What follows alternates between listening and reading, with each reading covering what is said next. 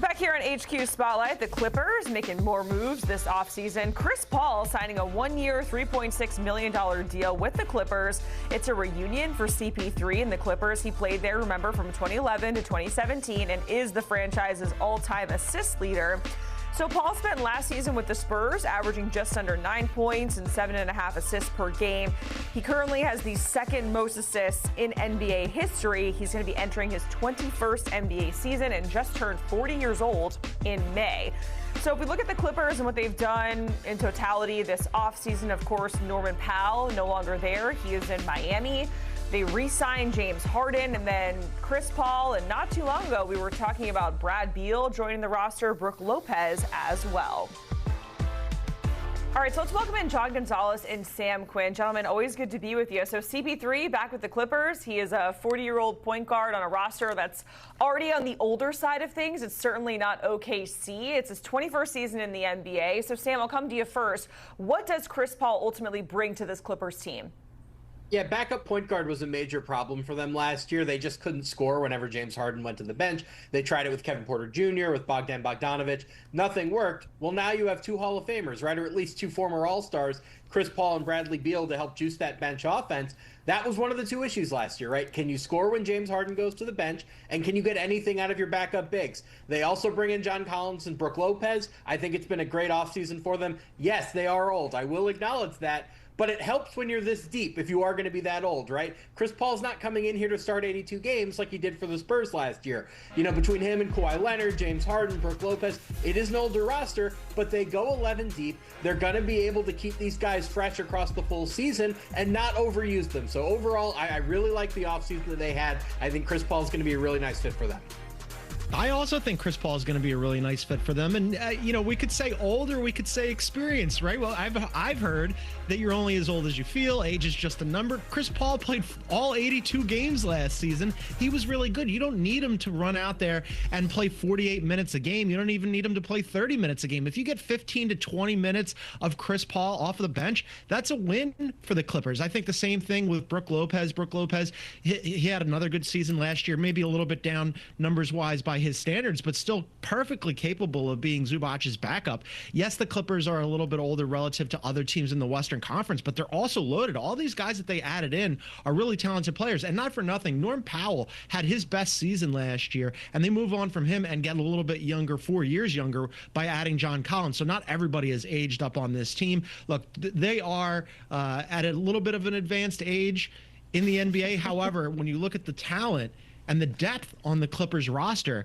I think that they're as deep as any team in the NBA right now. Yeah, I mean, to your point that age is just a number, we just showed the all-time assist leaders, and two of those guys are over 40 years old and still playing at a pretty high level for being 40-plus in the NBA. So, Sam, I know you mentioned you love what the Clippers have done this offseason. John, I'll come to you first.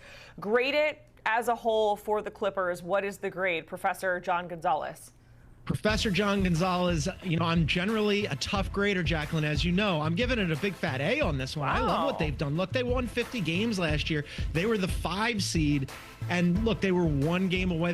They took the Nuggets to 7 games in that series. They were 1 game away from advancing.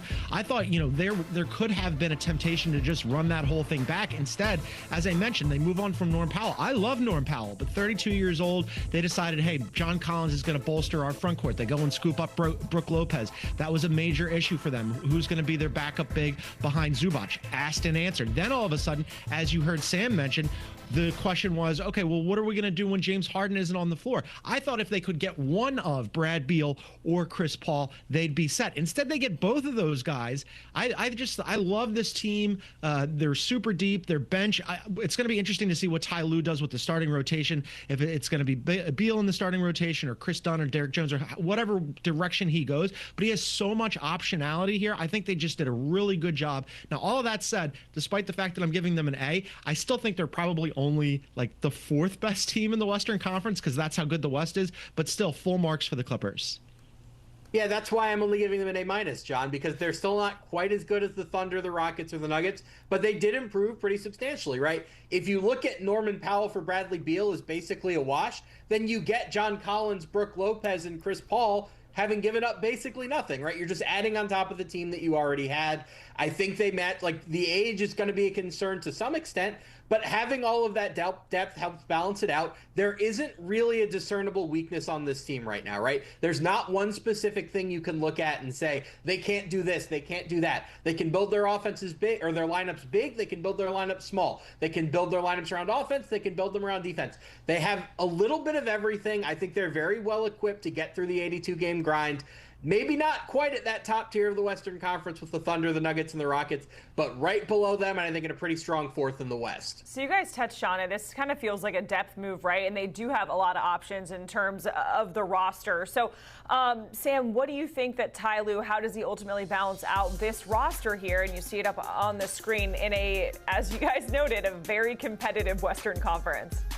Yeah, I think balance is going to be the key, right? You assume that James Harden, Kawhi Leonard, and Ivica Zubac are going to be in the starting lineup. You've got 2 spots left to work with. I think the way to manage this is you give one of them to an offense-centric player and one to a defense-centric player, right? So you would presume, is that Bradley Beal and Derrick Jones Jr. as the last 2 starters? Or is that Chris Dunn and John Collins as the last 2 starters? Last year, they won primarily with defense. I think their hope this year is to be a little bit more balanced, right? Because when they couldn't get stops last year, they just couldn't win because they weren't scoring.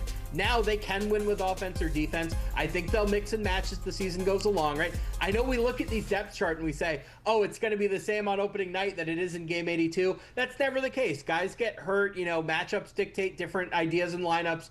I think they'll make changes, but I think the broad idea you're going to be looking at here is, can you get one offense-centric player and one defense-centric player in the starting lineup with that core 3?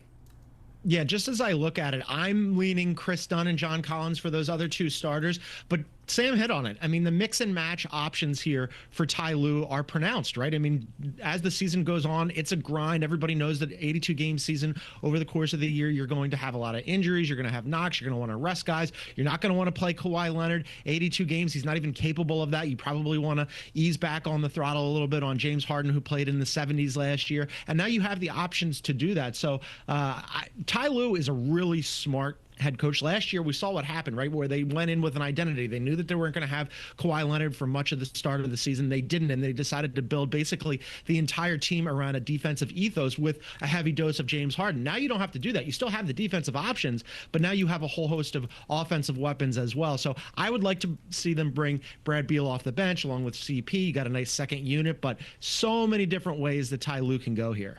All right, gentlemen, the time has come for the season prediction. And John, I know you always skirt around it and you try not to get specific, but you have to get specific as much as you possibly can here. Give us the season prediction. I don't need like the score. I feel like Sam will do that for us down to like their last game of the season, but give us a little something more, John.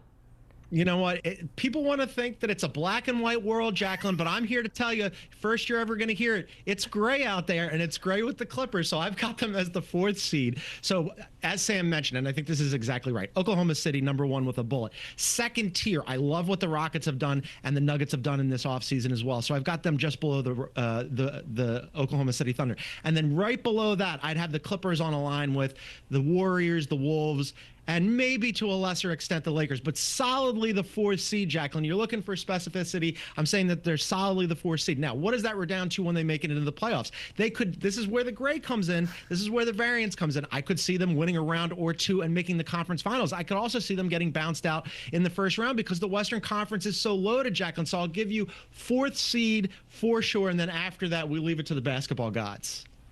John, you call that specificity? Here's specificity. They're the #4 seed. They win the first round in 7 games, and then they lose the second to Oklahoma City in 6th. That's specific. If they're going to be the 4 or the 5 seed, their second round opponent is going to be #1, and we presume that #1 is going to be Oklahoma City. I don't think they're good enough to beat the Thunder, but I think they're good enough to give them a tough series. So give me a second round exit in 6 against the Thunder for the Clippers. All right. Sam, I think we got to give John some kudos because I don't think we got to see the last couple of teams that we talked about here. So we're taking baby steps. John and Sam, we appreciate it as we take a closer look at the Clippers and what they look like now with this kind of revamped roster and all the moves that they've made in the offseason. Odds to win the Western Conference, and boy, oh boy, is it stacked. The Thunder, of course, they're the favorites to win it at +145, but the Clippers, maybe some nice value there at plus 1,000.